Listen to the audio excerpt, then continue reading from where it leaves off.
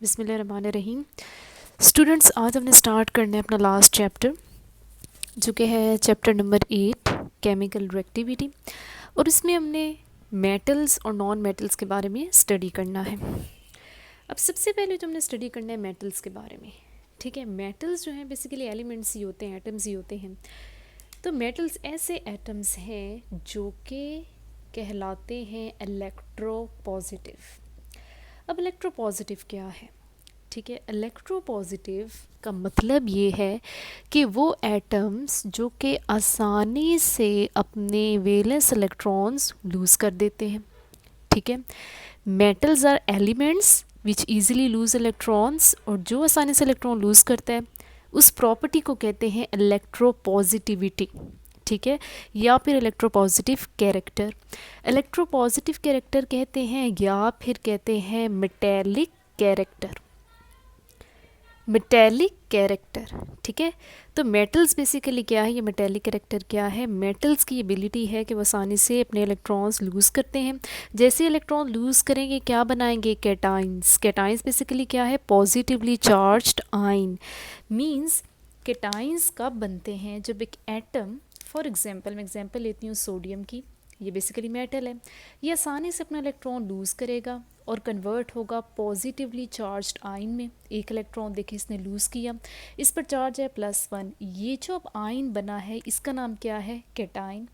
तो डेफिनेटली जब ये प्रॉपर्टी होगी मेटल के पास तो वो कैटायन ही बनाएंगे, आसानी से इलेक्ट्रॉन लूज़ करके क्या बनाएंगे? कैटायन। और इस एबिलिटी को क्या बोलते हैं? इलेक्ट्रोपॉजिटिविटी या फिर मेटेलिक कैरेक्टर। याद रखें, जितना आसानी से मेटल इलेक्ट्रॉन लूज़ करेगा उतना ज़्यादा वो रिएक्टिव होगा। रिमेंबर, ठीक है, जो जितना ज़्यादा रिएक्टिव इट मीन्स वो आसानी से इलेक्ट्रॉन लूज़ कर रहा है। तो ये एक एग्जांपल किसकी आई? सोडियम के। याद रखें, मेटल जितने इलेक्ट्रॉन लूज़ करता है वही उसकी वैलेंसी है। तो सोडियम की वैलेंसी क्या हुई? 1। एक और एग्जांपल है आपकी बुक में जिंक की। जिंक बेसिकली 2 इलेक्ट्रॉन्स लूज़ करता है तो उसकी वैलेंसी क्या हुई? 2। अब देखते हैं कि इलेक्ट्रोपॉजिटिविटी, जो इलेक्ट्रोपॉजिटिव कैरेक्टर है या मेटेलिक कैरेक्टर है, इसका रिलेशन क्या है एटॉमिक साइज से, आयनाइजेशन एनर्जी से, न्यूक्लियर चार्ज से। बहुत ही आसान रिलेशन, देखिएगा। अब इसमें हम क्या करेंगे? ये बेसिकली 3 चीज़ों को हम रिलेट करते हैं: atomic size, nuclear charge, atomic size, nuclear charge, ionization energy, और चौथी क्या है? Electropositive, electropositivity. ठीक है, अब जितना बड़ा साइज होगा एटम का, the large size of atom, ठीक है, न्यूक्लियर चार्ज उतना कम होगा। न्यूक्लियर चार्ज बेसिकली क्या है? न्यूक्लियस का अट्रैक्शन, न्यूक्लियस की अट्रैक्शन आउटर मोस्ट इलेक्ट्रॉन पर। जितना बड़ा साइज होगा न्यूक्लियस की अट्रैक्शन वैलेंस इलेक्ट्रॉन पर उतनी कम होगी। Large size atoms having less nuclear charge. अब साइज बड़ा है तो आयनाइजेशन एनर्जी क्या होती है? वो एनर्जी जो कि वैलेंस इलेक्ट्रॉन को रिमूव करने के लिए दी जाती है एक एटम को।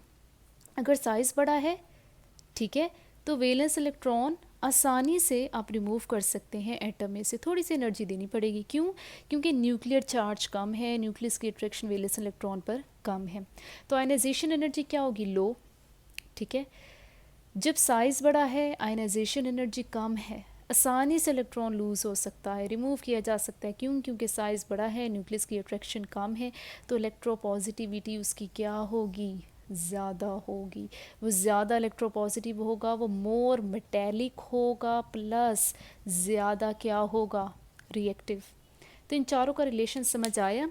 एटॉमिक साइज़ लार्ज हुआ, न्यूक्लियर चार्ज उसका कम होगा, आसानी से इलेक्ट्रॉन रिमूव होगा, आयनाइजेशन एनर्जी थोड़ी होगी। आसानी से, जितनी आसानी से रिमूव होगा वो उतना ज़्यादा रिएक्टिव होगा, वो उतना ज़्यादा मेटेलिक होगा। तो ये इन चारों का रिलेशन है: atomic size, nuclear charge, ionization energy and electropositivity. तो अब ज़रा थोड़ा सा कंपैरिजन करते हैं अलोंग ग्रुप और पीरियड में, इन चारों को ज़रा रिलेट करते हैं।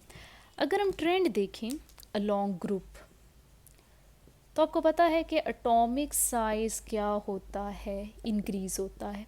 अलोंग ग्रुप एटॉमिक साइज़ क्या होता है? Increase, top to bottom. Atomic size क्या होता है, इंक्रीज़ होता है, तो आयनाइजेशन एनर्जी क्या होगी, डिक्रीज़ होगी, थोड़ी सी एनर्जी देनी पड़ेगी, ठीक है, इलेक्ट्रॉन को रिमूव करने के लिए।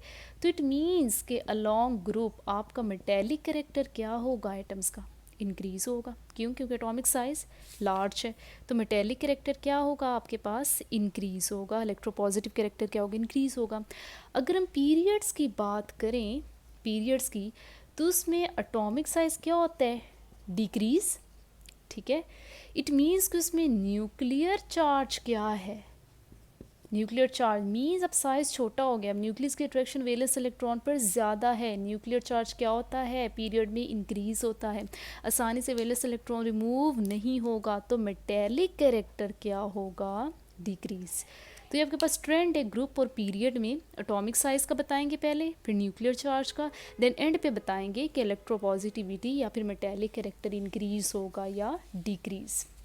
अब एक एग्जांपल देती हूँ मैं, लेट्स टेक एन एग्जांपल। जो फर्स्ट ग्रुप है बच्चे, उसको कहते हैं अल्कली मेटल्स। उसकी एक एग्जांपल लेते हैं, this is the first group, this is the second group. जैसे कि पीरियोडिक टेबल में ग्रुप्स हैं, पीरियड्स हैं, सेकंड ग्रुप को कहते हैं alkaline earth metals. Alkali metals में एक एग्जांपल मैं ले रही हूँ सोडियम की, ठीक है, ये अल्कली मेटल है। फर्स्ट ग्रुप के मेटल्स को या एलिमेंट्स को अल्कली मेटल्स कहते हैं। और यहाँ पर एग्जांपल ले रही हूँ मैं मैग्नीशियम की, ठीक है। अब किसका साइज़ बड़ा है, सोडियम का या मैग्नीशियम का, सोडियम का, राइट। बिकॉज इस तरह अगर आप जाओगे पीरियड में तो साइज़ क्या हो रहा है, डिक्रीज़। वन से सेकंड ग्रुप में जाओगे साइज़ क्या होगा, डिक्रीज़। सोडियम का एटॉमिक साइज़ है 186 पिकोमीटर और मैग्नीशियम का एटॉमिक साइज़ है 160 पिकोमीटर।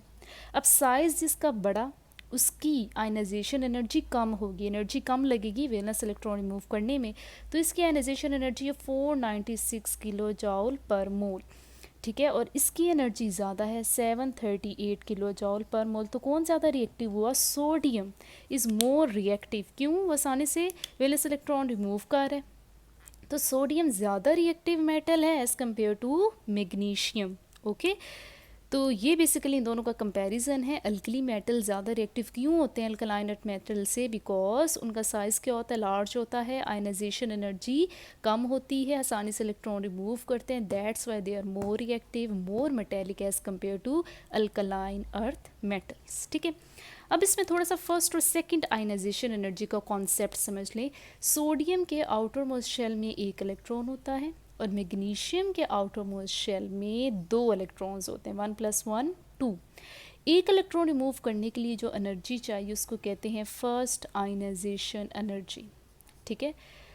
फर्स्ट इलेक्ट्रॉन को रिमूव करने के लिए इसका जब आप एक इलेक्ट्रॉन रिमूव करोगे वो कहलाएगी फर्स्ट आयनाइजेशन एनर्जी, ठीक है।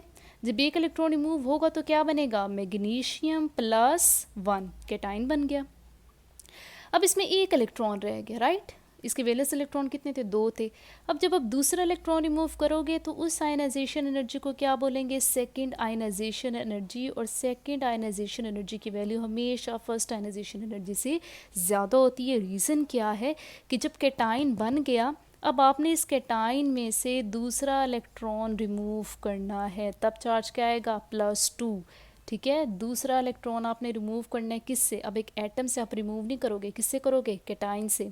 तो आपको पता है कि एक इलेक्ट्रॉन जब आपने रिमूव कर दिया तो न्यूक्लियस में बर्डन इलेक्ट्रॉन्स का कम हो गया, वो बाकी इलेक्ट्रॉन्स को स्ट्रॉन्गली अट्रैक्ट करेगा। अब जब आप सेकेंड इलेक्ट्रॉन रिमूव करोगे तो वो बहुत ज़्यादा एनर्जी आपको देनी पड़ेगी सेकेंड इलेक्ट्रॉन रिमूव करने के लिए। तो सेकेंड आयनाइजेशन एनर्जी हमेशा डबल होती है as compare to first ionization energy, ठीक है। ये तो था इलेक्ट्रोपॉजिटिव कैरेक्टर की सारी एक्सप्लेनेशन। उसके बाद थोड़ी सी फिजिकल और केमिकल प्रॉपर्टीज़ हैं मेटल्स की जो कि बहुत इजी हैं। सबसे पहले तो फिज़िकल प्रॉपर्टीज़ अगर हम देखें तो मेटल्स होते हैं हमारे पास सॉलिड्स, मोस्टली सॉलिड्स होते हैं। सॉलिड्स होने की वजह से उनका हाई मेल्टिंग और बॉइलिंग पॉइंट होता है, ठीक है। अब सॉलिड हैं तो इनकी डेंसिटीज़, एक तो ये हार्ड होते हैं, प्लस इनकी डेंसिटी भी क्या होती है, ज़्यादा। डेंसिटी बेसिकली मैस से रिलेट करते हैं, मैस डिवाइडेड बाय वॉल्यूम, तो डायरेक्टली प्रोपोर्शनल टू मैस है जो डेंसिटी है, ठीक है। तो आपके पास जाहिर है सॉलिड फॉर्म में है तो उनकी डेंसिटीज़ भी क्या होंगी, ज़्यादा होंगी। They are mostly hard in nature और high melting and boiling point. इसके अलावा दे आर गुड कंडक्टर होते हैं, good conductor of heat and electricity. क्यों गुड कंडक्टर होते हैं? Because they easily lose electron और वही इलेक्ट्रॉन्स फिर करंट को फ्लो करवाते हैं, that's why they are good conductor. उसके बाद इनकी जो प्रॉपर्टी है एक malleable, malleable means they can easily, आप इनको कन्वर्ट कर सकते हैं शीट्स में, मोल्ड करके ना, मोल्ड करके आप इनको कन्वर्ट करते हैं शीट्स में, वो शीट्स फर्दर फिर यूज़ होती हैं जैसे कार्स वगैरह बनाने में, ठीक है, कार्स बसेस उनमें फिर मेटेलिक शीट्स हम यूज़ करते हैं। इसके अलावा डक्टाइल होते हैं, डक्टाइल मीन्स ऐसी प्रॉपर्टी है मेटल की कि मेटल को आप, मेटल से आप क्या बनाते हो, वायर बनाते हो, मेटेलिक वायर्स, तो इसलिए फिर वो जैसे कॉपर वायर हो गई, कॉपर बेसिकली मेटल है तो वो गुड कंडक्टर भी है, तो मोस्टली ये वायर्स बनाई जाती हैं मेटल से, ठीक है। उसके बाद जो केमिकल प्रॉपर्टीज़ हैं इसमें मेटल की केमिकल प्रॉपर्टीज़ भी बहुत इजी हैं। फर्स्ट तो वही है टॉप मोस्ट कि they are electropositive, easily electron lose करते हैं।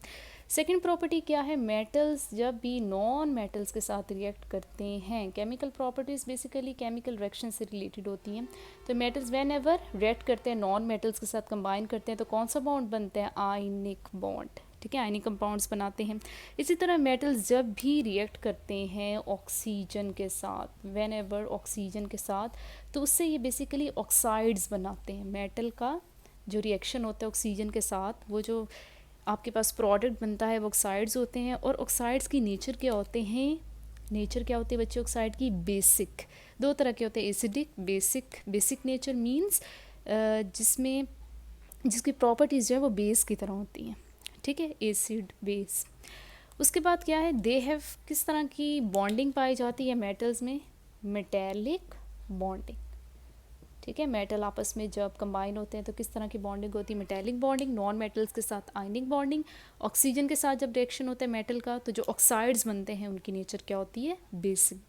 तो ये बेसिकली सारा मेटल्स के बारे में था, इसकी chemical physical properties, then electropositive character क्या होता है, फिर उसके ट्रेंड्स क्या है, इंक्रीज़ हो रहा है, डिक्रीज़ हो रहा है along the group, along the period. फिर उसका एक रिलेशन था इलेक्ट्रोपॉजिटिविटी का एटॉमिक साइज से, न्यूक्लियर चार्ज से और आयनाइजेशन एनर्जी से, जिसमें हमने कंपैरिजन करना है अल्कली और अल्कलाइन अर्थ मेटल्स का, सोडियम एंड मैग्नीशियम एटम का।